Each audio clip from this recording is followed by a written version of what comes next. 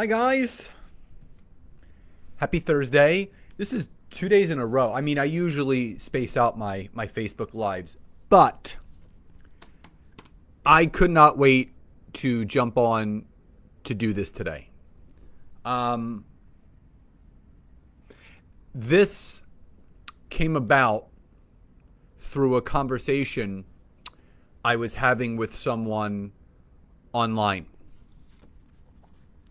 And it really struck a chord with me. I mean, it was a punch in the gut. And I'm like, you know what? This is something that I need to talk about. Hi, Michelle. So as Michelle has done, thank you. Please say hi and where you're coming in from. Please tag some teammates and give me some thumbs, some hearts, some smiley faces, just so I know I'm coming through loud and clear. And if you feel compelled to, so we can spread this around, share this video with your teams on your personal page. Hey, Emily. So these are my humbled opinions, which I'm gonna say, and I'm gonna explain why.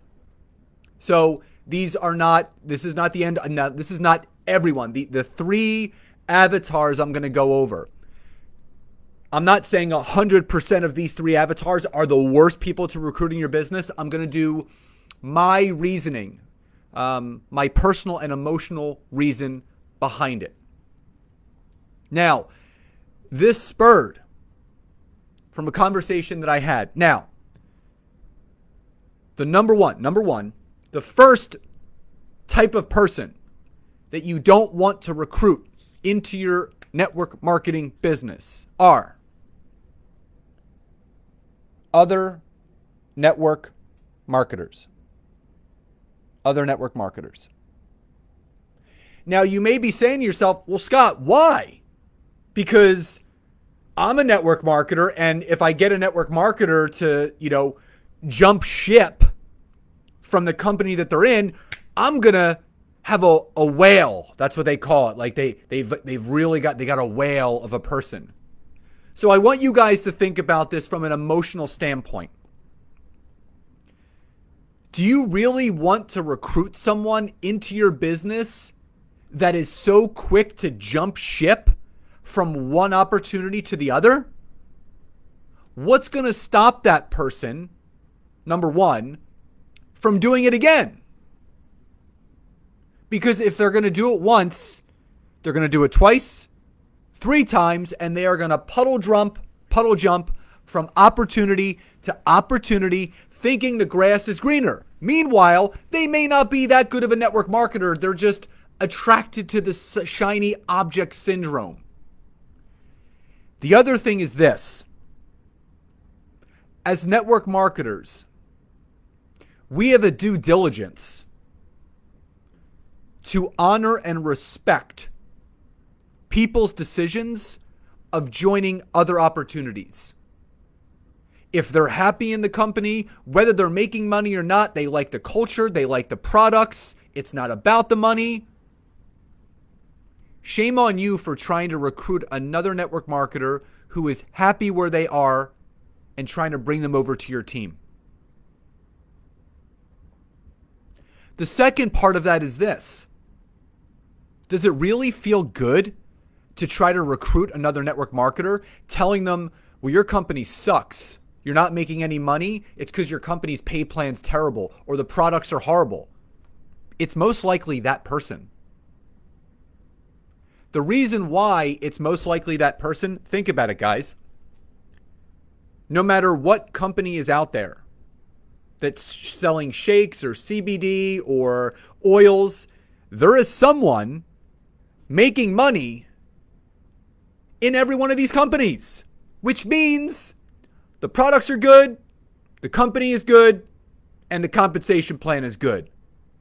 So shame on you for going after other network marketers. You do not want to recruit someone that's already in the profession.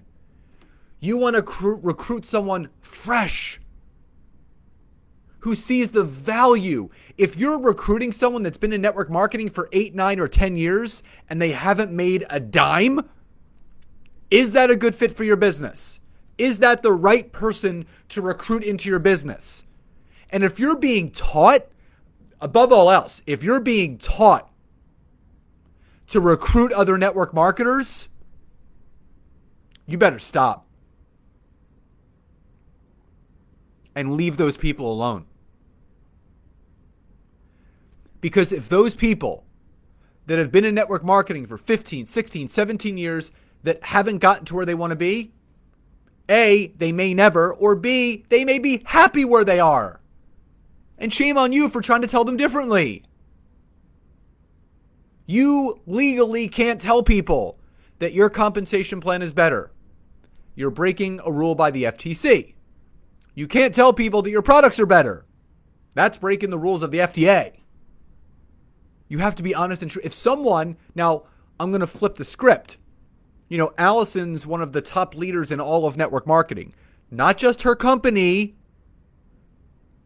You have a top leader in the industry on this Facebook Live right now, and she does everything with integrity, with honor, and love. Now, if I wanted to get back into network marketing, maybe being in it before, and I reached out to someone in network marketing, I would say, hey, Allison, you know, I was in network marketing for a number of years. I kind of took a break, and, you know, I'm ready to jump back in.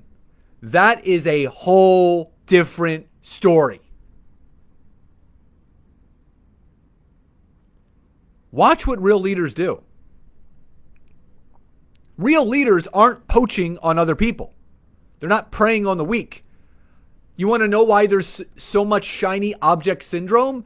It's the people that are preying on network marketers telling them that their opportunity is better than everybody else's. That's why everyone has so much shiny object syndrome right now. So that's number one. Number two, and again, some network marketers that have been out of the game, that get back in, end up being rock stars. I'm not saying that all of them. This is some of them. Now, number two, again, not all, some. And I'm going to explain why. Number two, do your best not to recruit stay-at-home moms.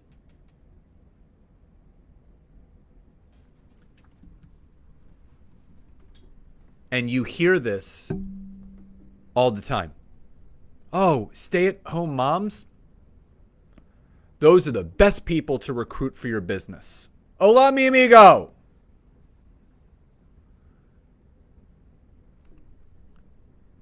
Stay-at-home moms are the best fit for my business. Oh, you should recruit Oh, they're perfect. No, far from perfect. So let me break this down. There's two different types of stay-at-home moms. And I think you guys are going to know what the majority is. Now, there is a grouping of stay-at-home moms who became moms. Husband has a solid, great job. They sit down, they go over the numbers, daycare, nanny, whatever it is. And they decide as a couple, say, you know what, honey? My income is more than supporting the family. We're good. Why don't you just stay home and you can raise the kids while I'm out there going to work? Monetarily, it makes sense. So then you have a grouping of these stay-at-home moms that have been financially independent because family situations are just in their favor, and they can do network marketing because their back's really not against the wall. Kids are grown, or even the kids are at an age where they're at school. It's not about the money. If they make any money, great. If they don't, doesn't really matter. They can spend as much time as they want on it. That's the unicorn of stay-at-home moms. It's the unicorn.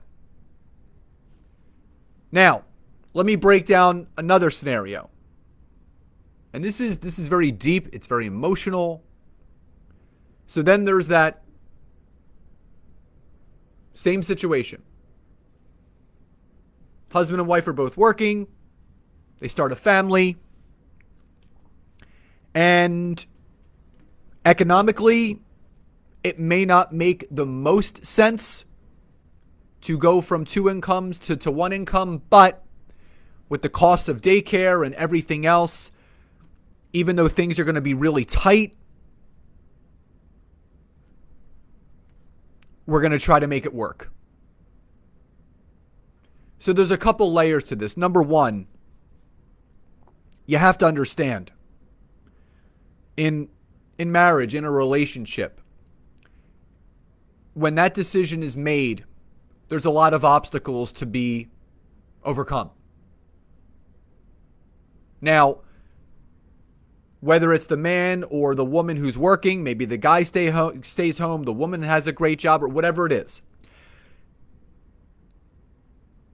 The other person inevitably may feel a little bit of resentment, a little bit of anger. You know, here I am busting my butt every day. Now, I'm not saying this is all the time, but these are some of the things that happen. And I've spoken to a lot of people. And I've asked them these questions because I want to know. So the husband or wife goes to work. You know, the husband goes to work. You know, things are really tight. Things are really tight. Staying at home, raising the kids. And the wife wants to start a network marketing business. Now, there's a couple things that happen. Number one, that's seen more of an expense. But some network marketers that are poaching on these poor stay-at-home moms are saying, listen, it's only a couple $100s a month. I can show you to make thousands so you can contribute to the family to make things easier. Now, that's all fine, well, and good. But I think if we're going to be honest, I think we all know the percentage of people that actually make it and overcome those obstacles. It's a low percentage. Being more realistic with that person, say, listen, I want to show you a way where it's not taking any time away from your kids, where it's not taking any time away from your husband or your wife or your partner. A couple hours a day, following a system that we have in place, you can make another couple $100s a month. That is something that a spouse could get behind. But when all these promises are made and those promises aren't met, the spouse ends up not enjoying what their partner is doing. Because what happens? Spouse comes home from work, tired, exhausted, whatever it is, and all they want to do is spend time with their wife, husband, spouse, and kids. And what happens? When the one spouse goes home, the other spouse, right on the phone, Facebook, whatever, working on this business, right? This part-time business, this home-based business that's not bringing in a dime. So now what happens? Now we talk about the spousal support that's needed in network marketing. So you wonder why there are so many husbands, wives, and spouses that don't support their partner, because they're seeing more money going out than there is money coming back in. And for those families that need every dollar they have, and I don't want to hear it. I don't want to hear from people, well, this opportunity can change all that. Yes, the right person in the right situation. But if you know after speaking to that person that they are not in the best situation, they're living paycheck to paycheck, they're living day to day, they are just getting by, you need to let them be. Because what happens is people start preying on those people, giving them false hope just to get them in. when you and I both know, everyone that's on here watching, whether it's live or on the replay, we all know mindset has everything to do with your success or lack of success in network marketing. So if you have someone coming into your business that has a mindset that's full of lack and broke thoughts, where they don't have a prosperous conscience, they're not thinking abundantly, how is that person going to survive in your business? And now you're pulling them away from the two things that are supposed to give them joy, which is their kids and their spouse. But now there's all this resentment building up because they're meant to be made to feel bad because they have these leaders out there saying, well, if it's important to you, you'll find the time. Your husband and kids will have to understand.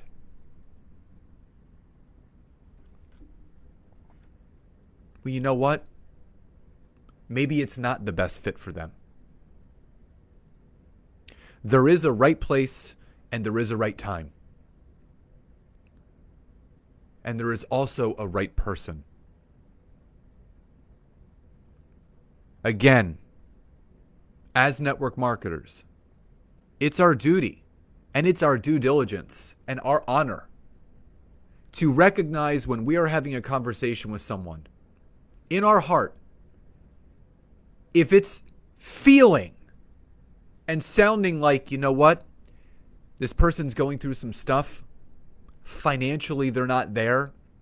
I don't want to put strain on them or put extra pressure or put more on their plate than they already have. Step away from the conversation. So again, there's two sides to everything. There's two sides at stay-at-home moms. There's those, the shoe doesn't always fit. And thank you, Julie. Think about it. There's two sides to the stay-at-home moms. There's the stay-at-home mom that's financially independent because the spouse is making a really good living, so they don't have to work. They don't have to. But then there's that stay-at-home mom where the husband has to bust his butt, sometimes having two jobs, because he's honoring her by wanting to stay home to raise the kids, to save some money.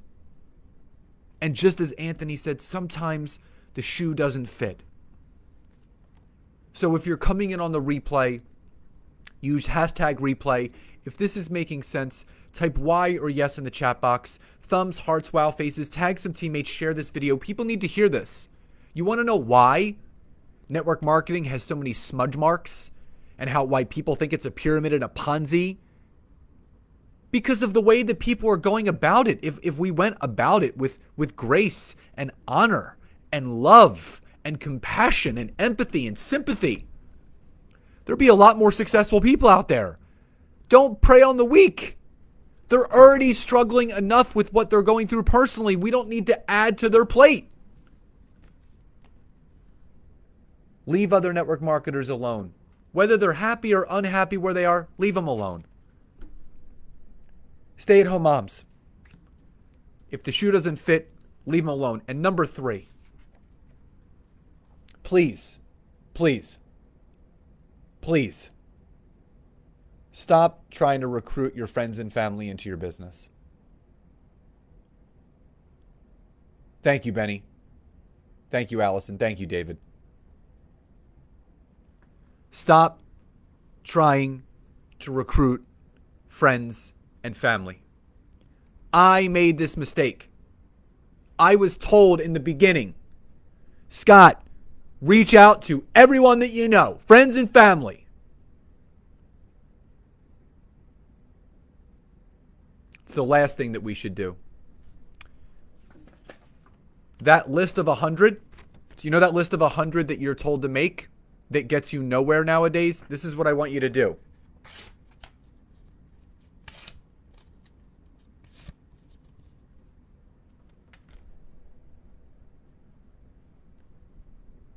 You need to connect with people, build meaningful, honest, truthful, engaging relationships online, taking it to offline, business-minded people, not trying to spam and hey babe and hey hun the hell out of your network. That's not how you build a network marketing business, on the backs of your friends and family. How would you feel if your friends and family started to try to recruit you? Anyone can tell you. Again, Allison is a top leader in the profession. She'll be honest and tell you that a lot of the people in her organization she met through being in network marketing. Not her friends, not her family. She developed those relationships over time. And you know what, guys? This may be hard to hear. And you know what? That's okay. Because people aren't talking about it. I don't know why everything in network marketing right now is sugar-coated. Everyone is beating around the bush with the way that they're posting on social media, to the way that they're trying to recruit, sharing. Listen, a business is a business. Whether it's a brick and mortar, whether it's an online business, whether it's network marketing, you got to treat it like one. Think about this. Think about this before I pop off. If you were opening a brick and mortar, okay? You opened a brick and mortar shop.